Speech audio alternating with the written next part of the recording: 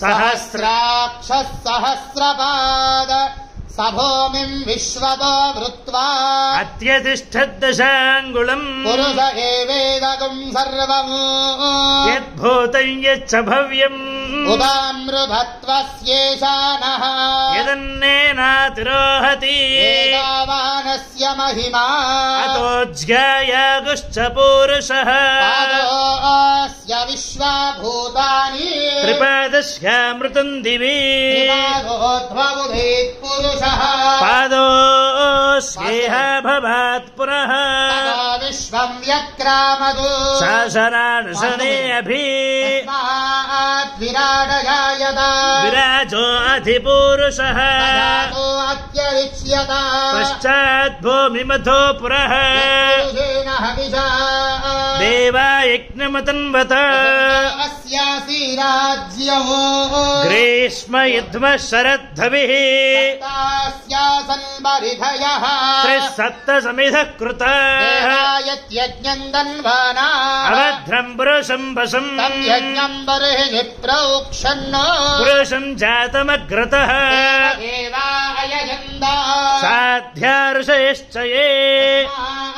यज्ञात् सर्वभृतः सम्भृतम् वृषदाज्यम् उष्टाश्चक्रेवायव्यानो आरण्यान् ग्राम्याश्च ये यज्ञात् सर्वभृतः अर्धः सामानि जग्धिरे यज्ञरे तस्मात् यजस्तस्मात् जायत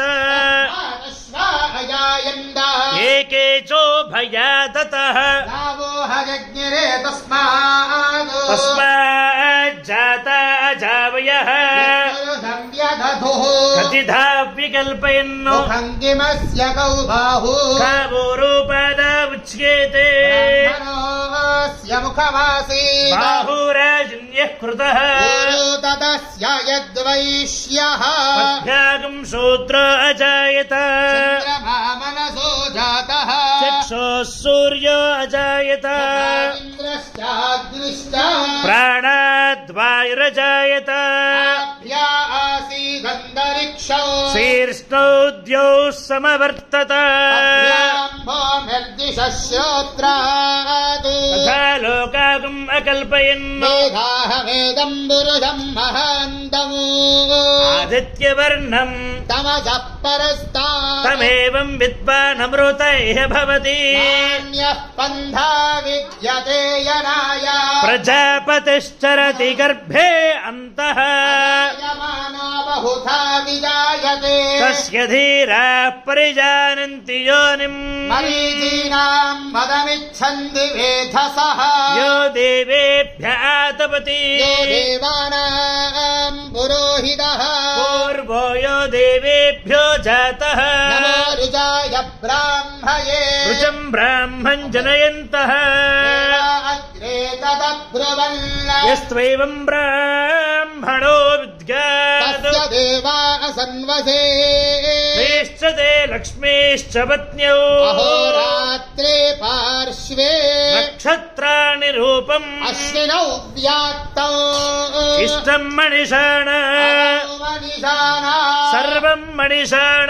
नारायणाय विद्महे वासुदेवाय धीमहि तन्नो विष्णुः प्रचोदयातु सहना भवतु सहनो भुनक्तु सह वीर्यम् करभावहै तेजस्विनावधीतमस्तु मा विद्विषावहै